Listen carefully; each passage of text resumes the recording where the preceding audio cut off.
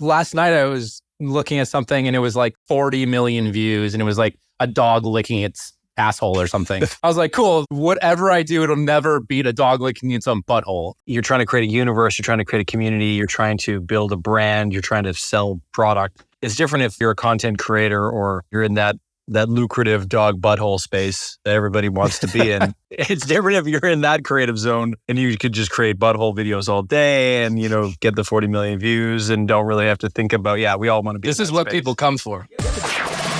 This is the Social Media Sucks podcast. Oh, look, I got another follower. Oh, that's wonderful. Good for you. I can hear you saying that, but you don't seem happy for me. No, of course I'm excited for you. Keeping you up to date on what's going on in social media. Brought to you by Cupco.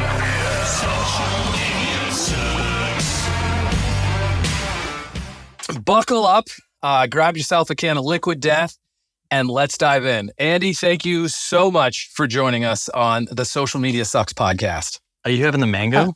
I'm having the mango. Which one's your favorite, actually? Do you have one, Andy? I've got grapefruit with me right here. I don't think you guys get that one over there No. just yet. Cheers. Oh, that's good. I told you.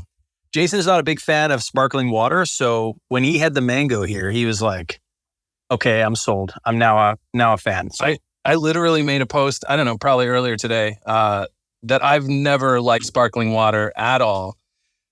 And I haven't been able to get Liquid Death in Denmark forever. So I finally we have mango, severed lime, and sparkling.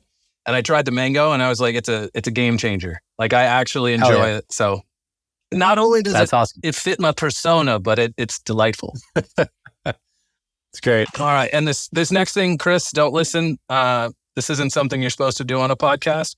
But Andy has his own podcast called Between Two Pines.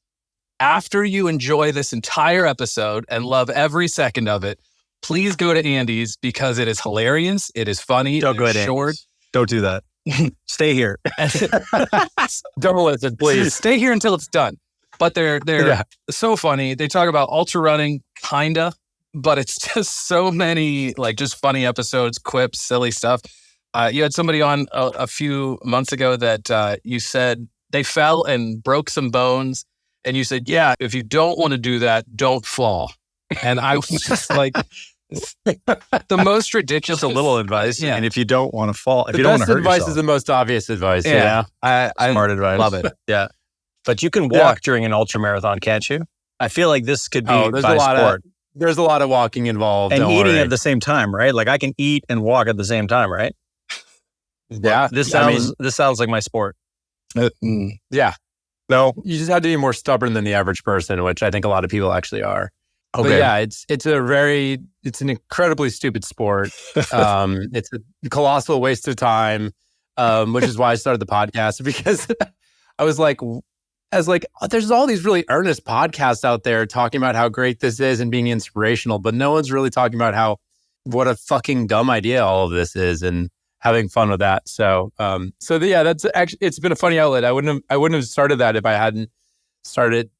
hadn't been doing the Liquid Death thing, but it's kind of a good testing ground for me to just fuck around and try my hand at humor and kind of in a new medium. So that's kind of been the fun about Liquid Death stuff is we're just playing around and trying out stuff. And it's this big kind of sandbox to mess around with ideas. And so that was kind of a natural, obviously not related to Liquid Death, but it was kind of this offshoot of what we were doing where I was just like, let's see what a podcast is like. So Nice. That's been a fun little side project. That's awesome. What's harder, doing an ultra marathon or growing a podcast?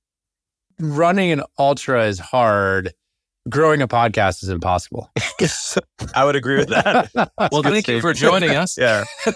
I'm doing my best for you guys. We're trying here. We're doing what we can. Andy, That's going to be the clip. my first big question for you, you're not prepared for this one. How dare you? Nope. That is my first question because you won a future Cannes Lion before knowing what a Cannes Lion was. How is that possible? And please tell me what that's all about. Sure. Yeah. So the story is I was in advertising portfolio school at this place called the Creative Circus. This was now, 12 years? 16 years ago, maybe. Yikes. And you have to remember, we had like, you were just kind of entering in all these award shows. We were, you're just a baby creative. You've never had a real job. You don't know what the industry is. So we were just kind of like submitting stuff. And my partner, who's actually now happens to be my wife also, is downstairs right now. And we won this award, which was a Cannes Future Line. And we got an email from the organizers. And they were like, hey, we're just curious if you're going to be here in person to pick this up next week. So we like frantically Google, we're like, where is Cannes? Also, how do you pronounce it? Is it Cannes? Is it like, there's a lot of discussion about how to pronounce it. Still is. And we're like, fuck, it's in France. How are we going to get there? You did a cookie sale? We did, yeah. So Liza and I, and then another team, there were 4 of us that won. So we won 2 out of the 5 future lines in the world that year. Wow. And we were like, we basically did the calculations. We have to raise $10,000 in like a week for airfare, hotel, staying, buying $20 Heinekens at Gutter Bar. And basically I went through all the ways that you can raise money in 80s movies, and they all suck. And the last thing I was like, well, what if we do a bake sale and we just sell cookies for $500 a piece, and then we only have to sell 20 cookies? And it was one of those ideas that was like just dumb enough to work, because we threw a website up overnight. So it was between a bake sale and like a prostitution ring? Is that what you were like? Bake sale, kegger, which I've always lost money on in college, or like car wash. But I was like, I look terrible in a bikini. So it was literally like bake sale is our only hope here. And we got a call from Leah Burnett, Chicago, the next day, and they wanted to buy a dozen cookies, which is $6,000. Yeah. And that's amazing. And then like a couple other sales people bought a cookie or part of a cookie or something like that. And so these were expensive we raised cookies. About $10,000. Yeah. The funny thing is we almost forgot to make them. Like because we were so frantic to actually, do this whole thing. And then we had to get tickets. And then like the night before, we're like, fuck, we forgot to make cookies. And we're going to see all these people, and we owe them very expensive cookies. So we went out and like got like slice and bake cookies. And by the time we got to France, they were like smushed in our suitcases. It's a great story. The cookies unfortunately did not live up to the hype, but hopefully my career does, I guess. You made up for it. I think so. Well done. Yeah. But that was the first time I was like, oh, an idea that I had worked. And also, I think that thing was a good model for like stuff that I like to do later and stuff that we do with Liquid Death, which is like taking a really stupid idea, but treating it very earnestly.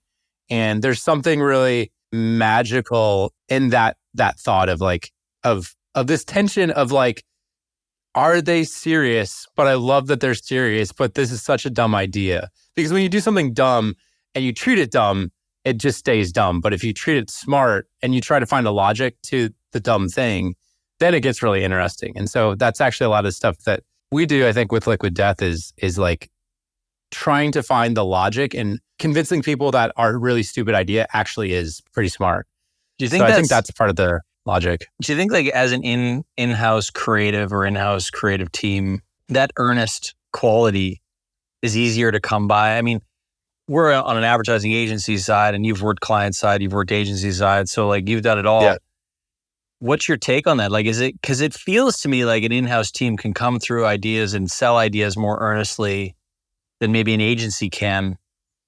You have to have a really good relationship with that client if you can do that, right? But what's your take on that? Well, I guess I don't mean earnest in like the way that we sell. I mean earnest in like something dumb treated incredibly. Yeah. Again, treated like this is the most important thing we've ever done, even though it's the dumbest thing. I mean, my first day when I switched from agency to working here at Liquid Death, I was like, oh, right. We just have to come up with the ideas and then we make them. There's not 20 steps between me and the idea being made. It's literally just us. But the flip side of that is I always say it's like, it's our fault if it sucks. And so there's nowhere to hide. I mean, we're a very tight-knit team, there's no one here that is frivolous or isn't contributing at 100% all times. Yeah. So, we're always kind of like operating at the edge of like what we want to do in our ability. But it's easy to do that because I think what you're getting to about the earnest is like, there's no like agenda behind the work. There's no agenda behind what we're trying to sell. We're just trying to like honestly make the funniest thing that someone sees that day. That's our only goal. And when you have that very clear goal and everyone's rallied around that, it makes the decisions very easy and it's very objective. There's not like there's not like the subjectivity between, client and agency or subjectivity even internally where someone's butthurt that their idea didn't make it and this one did. It's like, it's all of our idea. We're all trying to do this crazy thing of just making people laugh, which again, like, as I said, like the best advice is the most obvious advice, but it's sometimes we kind of forget how simple it can be by creating all these processes and overcomplicating it for ourselves. And so that's what I always kind of push people on that internally and externally. It's like, it doesn't have to be as hard as we're all making it. Sometimes, obviously it's hard to arrive at the right idea. It's hard to get there. It can be hard, but we definitely put up artificial things that make it harder for ourselves a lot of times. That actually leads me perfectly into two quotes that I found from you that like, okay. I call myself a goosebump chaser. I'm always looking for that. And these quotes kind of gave me that win, that goosebumps. Yeah. The first one, every marketing person on the planet should listen to this. Our competition is not other brands in the category. It's other things that you see in your social feed. That's our competition. That changes everything for me. Like it's not a water versus a water. It's a water versus everything. That is incredible. And then on top of it, another quote from a different time, be fearless, not reckless. I think those two together is just perfection. So I don't know if there's really a comment on that. Just thank you. Really, just great quotes I'm finding out there. Yeah, I mean, to the first one, I think like, again, we just have to have a bigger perspective as like people who do marketing or even make entertainment. It's like, I think we get so myopic on making an ad and making this ad that's going to do this thing that we have to have all these copy points and do all this stuff. And we forget that it lives in the context of the whole fucking world. Yeah. And it's humbling for me because sometimes we have stuff that have been like amazing successes. Like we did this collaboration with Elf a couple weeks ago, the corpse paint thing that like blew up. And last night I was looking at something and it was like, something had like 40 million views and it was like a dog licking its asshole or something.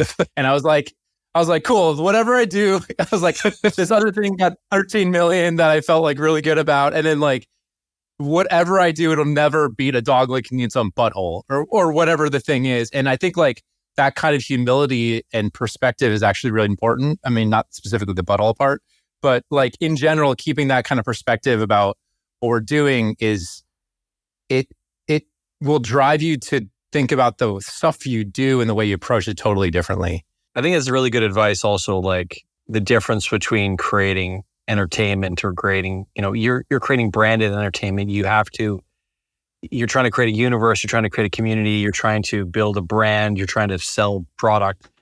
It's different if you're a content creator or, you're in that lucrative dog butthole space that everybody wants to be in. It's different if you're in that creative zone and you could just create butthole videos all day and, get the 40 million views and don't really have to think about, we all want to be This in is that what space. people come for. That's a dream job. And then the second on the rung is liquid death creative. That's that's the second, best job to be at. But, I think brands sometimes forget that they're competing against everything else. And then on top of that, there's guardrails there for being a brand that, you can't expect to be the thing that everybody loves. It's a rarity in some ways. Like you guys have done it. There's a few brands out there that I would say are great at creating branded entertainment and continue to do so. But it is a top tier. It is a level that a lot of brands also don't have the permission to be there because they haven't built a universe. They haven't built a backstory of that. Whereas, you guys set out from the get-go to sort of do that? Well, yeah, I think that's why I realized when I was doing something the other day, I was like, I think people like liquid death stuff because it feels a little bit dangerous. Because and I don't mean like, oh, there's skulls on it. I mean, it feels dangerous because it's like, can a real brand do this? Like that is the weird, the thing that makes it feel special where you're like, but they're not supposed to be able to do that because they're a company, right? When you're talking about like creators don't have these rules, right? They're kind of unleashed to do whatever they want, which is obviously totally true. And, again, I guess this goes back to a little bit of my second quote is like, be fearless, not reckless. Like we're not out there just, we have very specific things that we won't do and we don't want to go into. And so we're not out just like willy-nilly making stuff all the time. But we kind of are like willy-nilly having fun and going into places that we're not, a quote unquote brand isn't supposed to go to. And I think like when you talk about permission, a lot of brands and the people behind them feel like they don't have permission to do that, which is, to your point, partially true because they haven't built that, but they haven't tried to build that and they haven't built, over time. I mean, the reason why we do the stuff we are able to do, I was just thinking about this morning on my run. It's like everyone here is learning to be a comedian and they're not, I wouldn't call people comedians. Like I wouldn't call myself funny. But like over time, we're doing so much work. We're all literally in this like kind of weird education thing where we're all feeding off each other and pushing each other to make it funnier, make it more interesting or do whatever. And we're all, it's been one of the coolest educations in my career, the coolest, I think, because I am learning to do that. And over time, we're building up this kind of like head of steam that gives more momentum in the same way that your favorite comedian, when you see them do something, you're laughing at the thing that they're doing, but you're also laughing because you've laughed at the 5 other specials that you've watched with them, right? That you love because their whole body of work. And this is just one more piece of it. And so that's like, we really put an emphasis on putting out as much work as we physically can at all times, because we kind of know that like that momentum is also something that's important for us internally and important for people externally. Again, when you're competing against all these content creators that can do with their phone in 15 minutes, like why are we spending hundreds of thousands and millions of dollars on productions to do this 30-second spot that no one's going to give a fuck about? Yeah. It's so true. I mean, this episode is supposed to be about the future of social media or future of advertising. We will get to some of that, but I think that if I could lead anybody who's watching this episode or listening to this episode into where the future is going. And that phrase that you sort of said is spot on. If somebody else is going to make that content in 15 minutes or an hour, what chance do you have? And how do you operate within that world? Because you have to realize that you are living in that world now. So, you have to gear up. You have to think about things a little bit differently. You can't just sit there and think that this is advertising 101 anymore. This is a new era, I would say, of attention seeking, attention grabbing. Yeah. And you have to act accordingly. It's all about breaking through. And I think I had this section later called Liquid Death 101, which brings it up. That it's almost, you guys, you don't have brand guidelines, or at least you didn't recently. And it's more of treating Liquid Death like a character. So you kind of have that growth, and you watch a character that you fall in love with, and it keeps growing, and you keep following it because you're like, I love that thing, and I love the interaction that they had with my favorite comedian, and they did this, and like it just keeps rolling and competing against everything. Yeah, we still have brand guidelines, which I love. And even, even it's fun for me we've done so much stuff.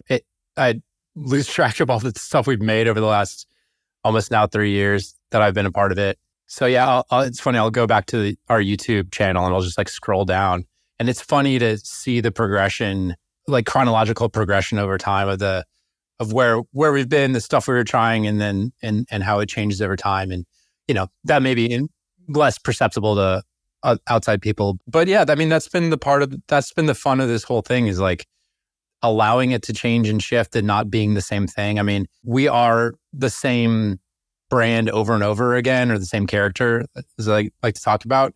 But being that character allows us to go into all these different spaces and act in the same, I kind of think of it as this headspace. It's like all the stuff we make is coming from the same thought and the same personality and the same sort of perception of the world. But by not being a brand, it frees us up to apply that to like whatever's in front of us. So whether that's a makeup collaboration or a snowboard we're making, or, you know, a movie that we're doing with Netflix, whatever it is, we can just like kind of apply that to that world and seamlessly kind of meld into that space and kind of create chaos in that. That's kind of like, we don't really talk about that much, but it's like, it's kind of fun just to go somewhere and bring like our liquid death chaos to that space. And it lets people that are in that space laugh at themselves a little bit. It lets people on the outside laugh at that. The whole thing is kind of an invitation to like participate and laugh along with whatever we're doing. Right. And so, it does feel sort of invitational. It does sort of feel like, hey, you're on the inside joke with us on this sort of feeling, right? I think that's a nice way of looking at it. Yeah, because this thing that like for a long time everyone was like, it's so niche, no one listens to metal. It was like, well, that was never the idea. The idea is just selling water in a really counterintuitive, silly way. All that stuff is a means to humor in just a way that hasn't ever really been tapped before. Running the opposite direction. Yeah. Yeah. But in the sense, it's like, you know, that idea of satire and humor and poking fun at ourselves, first and foremost at ourselves, and then also things that we love in the world. Like that is a total universal emotion. And that's not something that like brands have ever, you know, in any appreciable way have ever chosen to do, you know? Yeah. You think that what resonates the most with maybe a younger audience? I do find like when we look at, you say it's universal and yeah, you're probably right. But I would say even more so with the younger generation, they appreciate that poking fun at yourself. It's almost like I call it the also me generation, because it's like, here's me getting up at 5 a.m. to hit the gym or do cold bathing. But then there's also me sitting on the couch eating a whole bag of Doritos at 4 a.m.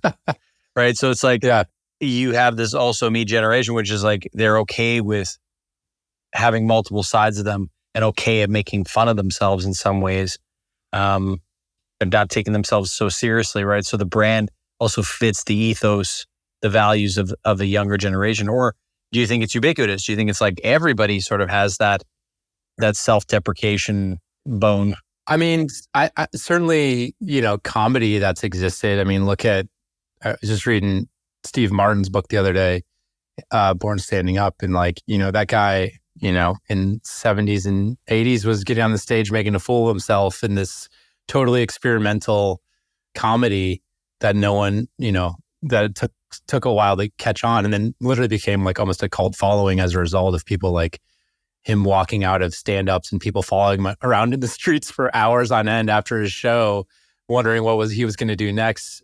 But it comes from a place of, it's simultaneously like kind of vulnerability and confidence. I think you have to be confident enough to admit the parts of you that are silly. Like even when I talk about ultra running, I talk about how dumb it is because I love it for that. And I will readily talk about how dumb it is all the time. You know, I think like you have to have that kind of ability to sit back and laugh at yourself. And if you can do that first, then you invite other people to laugh along. You know, you can't be a comedian and get up on stage and talk about how badass you are. Right? No comedian connects with anybody when they get up. I mean, Andrew Dice Clay, maybe. I guess Dane Cook was like the one dude who was like, got up and was real badass. But for the most part, you have to kind of humble yourselves in front of people. And that's really kind of a rule of comedy. And so, and again, with marketing, this is something that I learned at a shop I was at before Liquid Death, which is Humanot in Tennessee. And that was really like, a lot of the stuff that we were doing was the idea of like, let's just admit this is marketing and then get on with it and like make fun of the marketing that you're having to watch in the first place. And it was this idea that like, we know we're interrupting what you're doing or someone sent it to you or whatever. Let's just say that out loud in some way. And then, and now we're at least all agreed that we live in the same reality. Because I think like sometimes with marketing, we're creating these like elaborate worlds with all these beautiful storytelling and all this bullshit. And it's like, what world does this live in, right? So if we can, the point is just to kind of connect with somebody. And if we can connect on like, hey, we all agree this is an ad right now. Cool. Now that we have some common ground, let's move on and like have a real kind of honest discussion. So that was a lot of the stuff we were doing with Humanot. And there's a lot of that DNA as well in the stuff with Liquid Death. It's sort of this like meta take and commentary on the bullshit of advertising and marketing in the first place. That was perfect because I wanted to talk about Humanot. It feels like so much of Liquid Death and like you said, the DNA came from that area or that era. Just the stuff that you were saying about bringing like, just you're watching an ad. This is an ad.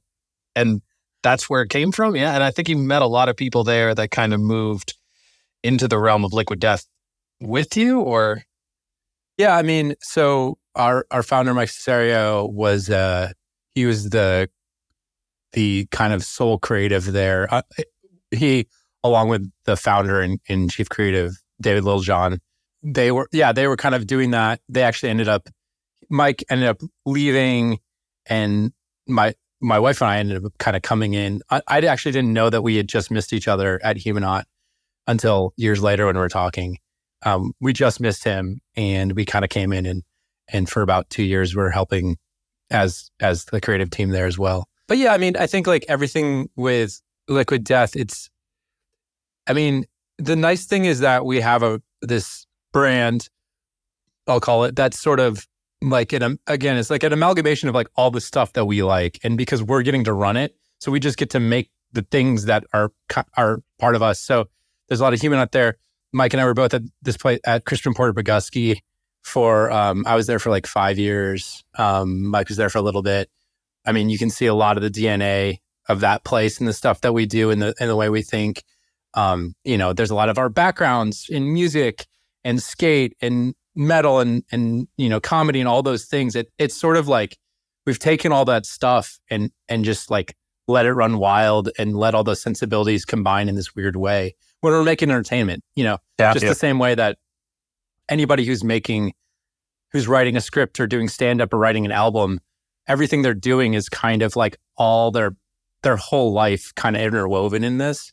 We've just been able to do that under the guise of like a consumer packaged good, which hasn't, again, like it probably has existed a little bit, but because we're so focused on making entertainment first, it's probably one of the first times I imagine that it's so kind of directly pulled from all these different facets of our lives. Yeah. Yeah. I just read that article that you wrote on the drum when we're talking about all this past stuff and the difference between where you were back in the day and where Liquid Death is going. What was your what the fuck am I doing moment that kind of transversed all this?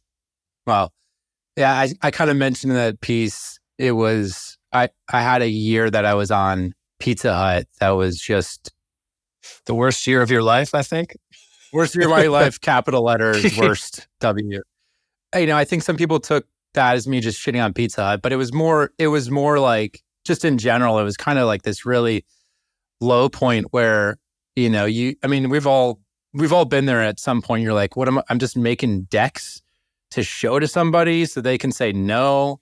And like, why am I flying to this place to present? I mean, that probably doesn't have anymore, but to present to people that like don't even want me to be there in the first place. And yeah, I just had a real tough time. And the funny thing that I didn't talk about in that piece was actually our CCO, Pete Fouat, was like, I'm taking you guys off the account. And my partner and I actually said no, which is against all good intuition because we were under these ECDs that we just absolutely adored. And we were learning so much from them, Paul Keister. And we just like loved learning from what they were doing and underneath them. And so we bore the brunt of like just this fucking awful experience just to try to learn more. And then they came back, Pete, our CCO, came back and was like, hey dudes, seriously, I'm getting you off the account. And we're like, okay, yeah, we're gone. That checks out. Like we hit like a year and we were just like, we got to get off this. But Was that because you guys were just tapped out, or what was it? Because you were just like, this is not, doesn't suit you anymore, or what? yeah, he was just kind of like, look, they don't want any good work. You guys are a fairly talented team, and you guys would be better used elsewhere. And I can see you guys are frustrated. And yeah, no, it's just like, just pretty depressing to feel like you're just sort of like going through the motions every day and not being able to like really do anything. But yeah, we didn't get it. Like you got on because you're like, I love making creative. I love making great work. And when you don't get to do that, it can kind of eat away at you for a long time. And so you either just give up and you're like, fold. well, this is just what I'm doing. Yeah. Like, I mean, to be honest, that's my wife. She's been freelance for like 10, 12 years now. And she's just like, yeah, I'm just a whore for decks. I just make decks. And I don't want to give a shit about stuff. I'm really good at my job, but I don't want to have to like deal with the emotional day to day. And so I just it takes a toll on creatives. I understand that. Like that's a big that's a big thing that we battle with in advertising. Clients that don't buy good ideas. And it's hard, right? Like it's part sales and part creativity, and sometimes you just can't sell that product to certain people, and you gotta make transitions here. You gotta say, okay, this is not, this doesn't fit you. This is something else, right? So it's good that you recognize that. It's good that your CCO recognized that and was ready to move you guys. I think it's a true testament to maybe a good leader. Although it took a year. I don't think agencies are like necessarily right all the time, and they're just being held back by shitty clients. Like that's been the other thing that I've really gained perspective on at Liquid Death. I think back to some of the stuff that I tried to present to clients, or like some of them I'm actually friends with now, like better friends now than I was at the time. Like I'm friends with Aaron North, who's the CMO of Mint Mobile now, who's doing amazing work. He was one of my clients on Taco Bell. And I just think on some of the stuff, I can like remember the meetings presenting to him. And now that I'm on this side of things, I'm just like, fuck, what was I thinking? So like, agencies aren't blameless. No. Like as creatives, we bring a lot of selfishness to the ideas, I think, because we want to make something bigger and crazier and wilder and award-winning and all that stuff. And it doesn't always serve what the actual need is. And I think the magic trick we've done at Liquid Death is it does. And we can shoot because we kind of control all of it. It's our fault if it's bad. It's our fault if it's good. And so we kind of have at least created this space where we can go like moonshot on stuff and feel good about taking these big swings, and everyone's aligned with that. And so, that's really part of the superpower, is that we've created a space that allows everybody to be on the same page when we're swinging for this stuff. Yeah. Cool. I think that's one of the things that really make you guys stand out compared to everybody else. You guys are just such a small group, and everything that I've heard is, instead of doing these big decks and pitches and thoughts, it's like, here's a single line of an idea for Liquid Death. Are we going to do it? Should we go make it? Period. Instead of, can you guys design a deck so that we can think about things and talk about them for hours and get 17 approvals? It's not like that. Yeah, I think we like know when we have a good idea. It's pretty instant. We're like, yeah, that's funny. Let's do that. And one of the things I've heard is a lot of people ask, how do I work for Liquid Death? How do I pitch them? What ad agencies work with Liquid Death? And you guys just want as many decks as possible for people to send to you. to work with you. Please. Is that right? Send Andy decks, just decks all day. Big decks, little decks, it doesn't matter. You Just just slide into his DMs with some decks and you'll be fine. Just send them. Do you want to Yeah. we'll throw up your socials right now? We're kidding. We're not going to get you, we're not going to send, people are not going to send decks, Yeah. right? probably. Probably. Okay. I kind of feel bad when people send me stuff because I don't mean that I'm like looking down on them. I mean, I feel bad because they obviously are really passionate about stuff, but they don't have the, like, again, we've been doing this for years now. And so we have such a built up knowledge of like what works, what we need, what is going to happen, that like to come in and kind of cold pitch, it's just like, Doesn't work. it's not going to happen. I remember when I was at Crispin, my partner and I got thrown on a Burger King brief one time. It was the first time ever because the agency was split into two halves. And so you either worked on this side or this side. And this was like the first time we'd ever crossed over. And it was a big deal to get thrown on this Whopper brief. And we brought in this, like 20 ideas to the ECDs who had done everything on Burger King. Bill and James, that are insane creatives. And they were just like, I just remember them looking at it and just being like disgusted by our fucking terrible ideas. Because we were coming in, we didn't have all this built up knowledge, and they'd been doing it for years, making literally the best work in the world, the most awarded work in the world. And so it's like, yeah, how are we going to step in and with like 20 measly ideas that, without any of that context of all the places they'd been. So Yeah, they're just like, this is when cute, people send me guys. stuff, This is I'm really cute. Thank you. This is... they were not that kind. No, they were They like... was not. But so yeah, when people send me stuff, I'm like, I hope you didn't spend too much time on this because it probably is not going to work out for us. I had this thing that how do you recreate the magic of Liquid Death? And I think you just kind of answered it. It's literally years of knowledge built into a character that continuously flows to us lucky people. Yeah, I mean, look at any show. It's funny. Look, I was just reading a thing about. I don't know if you guys watched Curb Your Enthusiasm. What? It's I'm kidding. It's a show on HBO. It just ended on Sunday, and they were just talking about like somebody had gone back and watched the first season and versus now, and you go back and watch the first season of any show, they have no idea what they're doing. They're like it's the first, like the fact that any of your favorite shows ever survived the first season is usually pretty remarkable because it's not anything like where it ends up. Yeah. I mean, The Office, Right. the huge flux that they went with Michael Scott. Yeah. Like he was a different character. Yeah. Like they changed everything. Yeah. Yeah. 30 Rock, I remember watching early episode of the plane. I was like, this is like a drama. Like it's nothing like where it ends up. And so I think that like, again, yeah, just over time, we're able to just make a bunch of stuff, test it out, find out what works, and like build this thing over time. And it is kind of a war of attrition in a lot of ways, but a very fun war of attrition, I guess. But you have to build up that body of work in order to make what we are doing work. And I think that's the thing that people miss out on is like, they want to have a Liquid Death idea. And I always say, it's like, there's not a Liquid Death idea. The whole thing is the idea. We're just expressing it different ways every day. And we find a new way to kind of express that singular idea. It's like it seems like it's working on a series. It's like working on a SNL cast, or I mean, SNL is probably not a good example because you don't have to have a historical aspect to it.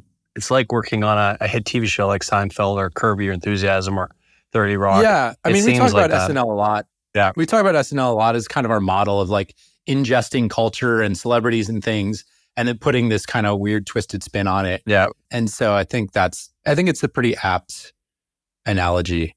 Yeah. For what we're trying to do. Writer's room that's just, like you said, ingesting culture, what's hot, what's coming up, what can we tap into, what fits our brand, and then also developing that. And then the flip side of that is like also stuff that doesn't make any sense in time. I think brands, especially since this podcast is ostensibly about social, like are we doing that? There's such Essentially. What are we talking about? What is this? What is this place? Where am I? But like there's this kind of obsession with timeliness in the work. And that to me, this just never appealed to me because I'm like, well, if we're talking about Mother's Day, how many other fucking thousands of brands are also talking about Mother's Day today? Lost in the mix. So yeah. So like that's another part of it is and SNL does they obviously do a lot of really timely stuff, but then they also do stuff that you're just like, where the fuck did this come from? And I think that's important because we just want stuff that feels like it drops out of the sky, and because that's way more fun than like seeing another post about Mother's Day in your feed today, right? Yeah, if it's expected, it's like it's not going to be cool. Yeah, we were doing some press for the Corpse Paint collab, and the question we kept getting was like, why drop this now? And I was like, I don't know, because it's a Wednesday. Yeah. It was like, I don't know, we'd literally just marked a day on the calendar, and it felt like worked on both of our calendars. There wasn't any like master plan. And some people were like, oh, dropping a week before April Fool's. And I was like, well, yeah, I mean, because March comes before April, I guess. But, there doesn't, again, it goes back to that, like sometimes overthinking stuff and not just trying to make a genuine piece of entertainment first and foremost. That I think is the whole thing from this episode. Like, I know this is about the future of social media, but I think the future of social media, the future of advertising, and the future of entertainment are kind of combining into one thing moving forward. Yeah. To go back to what you're saying about SNL, I think the cool advantage that we have, and I'm not saying we're anywhere near as funny as all those people, is the advantage that we have is like we get to make 3-dimensional comedy. And what I mean by that is like we, as a packaged good, you can walk into our shell, you can walk into the store and you're like, oh, grapefruit, that's a really stupid name for a grapefruit flavor. But you can have that interaction in like a space where every other brand is just having like a pretty piece of packaging. Or we can make stuff like the Tom Segura recycling glory hole that's a joke about recycling to make recycling more fun, and we can make a real product and put it out in the world, and then also make a video around it. But we're kind of because we're a company that really makes things and we have the ability to do stuff, we're getting to make like that's kind of what I mean by 3-dimensional comedy. It's sort of more conceptual things that can live in the world that live beyond just like a funny skit on the SNL stage or whatever. So it's kind of it's an interesting, bigger palette to paint with a lot of times than just like a straight up, entertainment entertainer. You're not bound to the screen. You're not bound to this thing. Right. You can be, like you said, 3-dimensional. You could be everywhere about it. Like that's a really interesting concept actually and because I think a lot of people think comedy is here, like any brand will be like, oh, it has to be funny here, but there's so many other aspects that we could work on besides this. Yeah. And also comedy's hard. Comedy is really fucking hard. It is. Yeah. I mean, I can tell you, we make stuff sometimes and it fails. And, just like a stand-up is workshopping their stuff on the stage, and stuff fails a lot on the stage. And then you like learn to include that or not. And you have to like be okay with failing a lot. And every great comedian bombs, and you have to understand every great brand that's trying to be humorous bombs. And I think the thing that's good about you guys and also where we're headed, I think we've lived in a little bit of a humorless advertising wasteland for a long time, right? People have been afraid of comedy because it is a bit divisional. It is a bit, you have to take not a stand on something, but, is either usually comedy is a little bit controversial, a little bit counterintuitive, a little bit self-deprecating. And brands have not been willing to make those leaps because it's tough. Like you will bomb. And then what happens? Do I end up on CNN about how bad I bombed and how all my consumers are running? Go ahead, open it. Do it. Hey, there you go. It. We're all waiting for you. Right. So it's tough. I mean, like there's also a new humor category. Speaking of, going back to Cannes Lion here, like there's a new category that is a bit confusing. Like where is that sitting and how does that fit? But humor seems to be on the agenda. And we seem to be coming back to a place where advertising, the future of social, maybe it is the future of advertising is a little bit more humorous, a little bit like, okay, guys, we can take a joke. People can take a joke. Hell yeah. It's okay. Did that happen? He's got this thing. Fireworks. He's got fire. new. It's the effects panel I got back here. I just like, Yeah. Anyone listening is like, what happened? what is happening? Fireworks just went off behind me. Yeah. No, I think it's really heartening, like as someone who is a consumer of marketing, I'd rather have funny stuff than not funny stuff.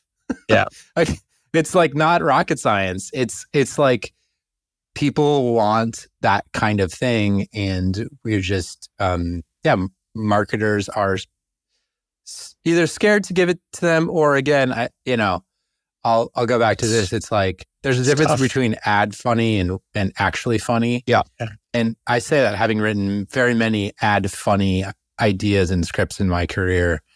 But you kind of like, again, if you go back to that thing of you're competing against everything else in the world, you have to shift that focus and not just write a really funny ad. You have to write something that is really funny. Yeah. And those are two very different things. And so I honestly think there's a lot of funny people in advertising, but I don't think that we as an industry are necessarily equipped to do that kind of thing. And I certainly wasn't. And I'm learning to be. Like I said, this whole thing has been an amazing education for me. I'm trying to figure out how to be funny every day. And I do it by being surrounded by really hilarious, entertaining people that we have here at Liquid Death.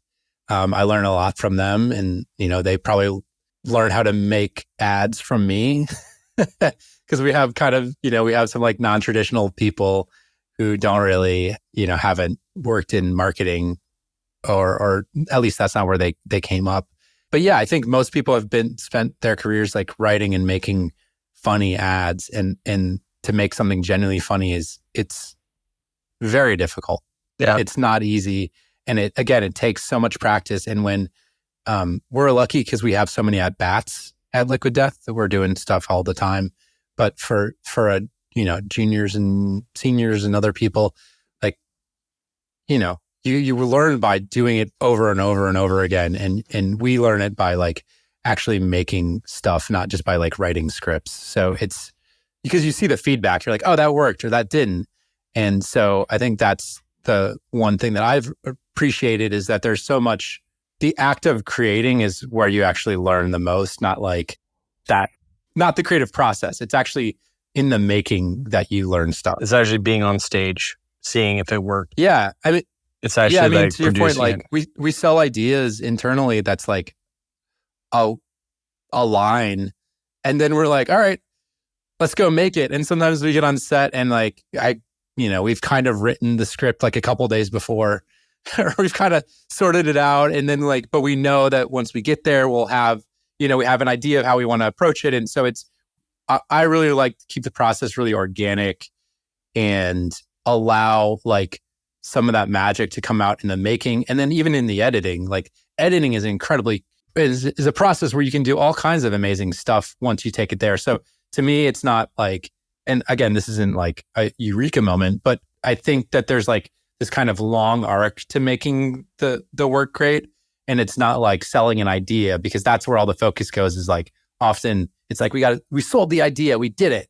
And then you hand it to like a director who goes off and does whatever they're going to do with it. And so for us, it's like, it's the whole process. thing is like, yeah, that's where we make it great, not in the initial idea. Yeah. Right. Agreed. It is the full process of it.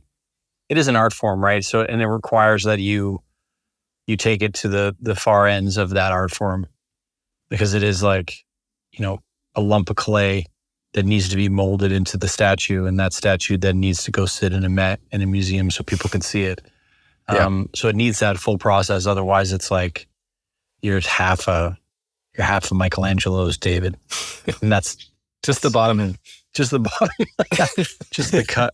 That's a statue. I mean, people would love that, right? Actually, this Just legs and a dick.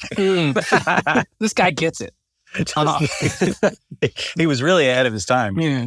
That guy. He was headless. I would love to see some of the behind the scenes footage from all the stuff that you guys have done and watch the evolution from before to the actual final piece. So just if you want to send them my way or however you want to do it. That would be Or any People- ideas that you know, you didn't people go say with. that. Like, We're just pretty- send us all those ideas that you left on the cutting room floor. We'll take those. We're pretty tame. People are always like, I'd love to be a fly in the wall. And we're like, I Yeah. don't know. We're just kind of like We're making just- ourselves laugh. I don't It is think a it's that water interesting. brand, you guys. It's not like, just to be clear, I know they look like tall boys, but it is a water brand. Yeah. Do we want to do a liquid death lightning round? Let's do a lightning round and then let this Okay. man leave us because we've talked your ear off. We've gone through a lot of things. You've given us golden nuggets. I don't want to bore you too much. We have a few things because we talked a lot about things. So, but let's do a lightning round. Are you ready? Get your head right. No? Okay. Okay. All right. Liquid death lightning round. Question 1. Favorite campaign so far? Of ours? Yes. Pizza Hut. Of yours. Liquid death. I love the corpse paint thing we just did. It was really fun. Nice. Okay. And I got to direct it, and it was just like a wild, it makes my brain tingle still every time I watch it. It like gives me actual joy. So that's probably my favorite right now. Can you describe what actual joy feels like? What is this Just joy? dead inside. What is fulfilling this and joy you speak This is of? lightning round. We don't have time Sorry, to yeah, explain complex emotions. Favorite merch so far? Favorite what? Merch. Merch. Stumped him. I really like the Death Wolf tea we made. I think that's just like a really cool, brutal tea. And the slaughter bottle, the water bottle that looks like a liquid death can is hilarious to me. Love it. Favorite celeb endorsement? Oh, Martha Stewart, without a doubt. I mean, Beautiful. The So- candles? so insane. I have stories from that shoot. But just the fact that we got to do that is totally wild. That's to pretty me. cool, yeah. Next podcast. Martha Next Stewart's time we awesome. talk. Oh, this is a big one. This is from I did years ago. Did you sell your soul? Oh, yeah. Okay. Next. What is death dust? Death Dust is our new electrolyte drink mix. It's electrolyte drink mix. It's got 540 grams of various electrolytes to bring you back to life after a night of partying, or I use it when I'm running or cycling or something like that. So I love that everything about liquid death is like good for you, good for the planet, and it's called death dust. You kind of answered this before. Is there a too far for liquid death? oh yeah, for sure. There's too far for anybody. I mean, you know. Give us that idea. What was the idea that was too far? We'll take it. We are mindful of the stuff that we do. We're not going out just trying to offend people or anything. Yeah. That's not fun. Fearless, not reckless. Yep. Yeah. I think this is tough, but you tell me. Describe the brand in one word. Ooh. Funny. Perfect. And right before this chat, I got an email about your new Death Dream shirts. Well done. But here's the question. Is Liquid Death a water brand, a merch brand, or an entertainment brand? Yes. And I thought that's what you'd say. Perfect answer. Yes. All right. That was an amazing round. Thank you so much, Andy. And thanks for being on the podcast. This has all been super insightful. I've learned a lot. I know our audience has probably learned a ton. They're probably all sitting in their own soul-crushing Pizza Hut job at the moment, thinking that they should leave and do something else. So thank you for that. I think you've created a movement. I know there's a few people that probably will leave our agency when they hear the episode. So I'm going to try to hide it in the archives somewhere and make sure that they don't listen to it. No one can ever hear any of this. Yes, exactly. But thank you so much, man. We really appreciated all your insights and your time here. Yeah, Andy, I honestly did a lot of research just watching episodes and reading stuff, and I'm just such a huge fan. So thank you for being a part of the industry and keep fighting the fight.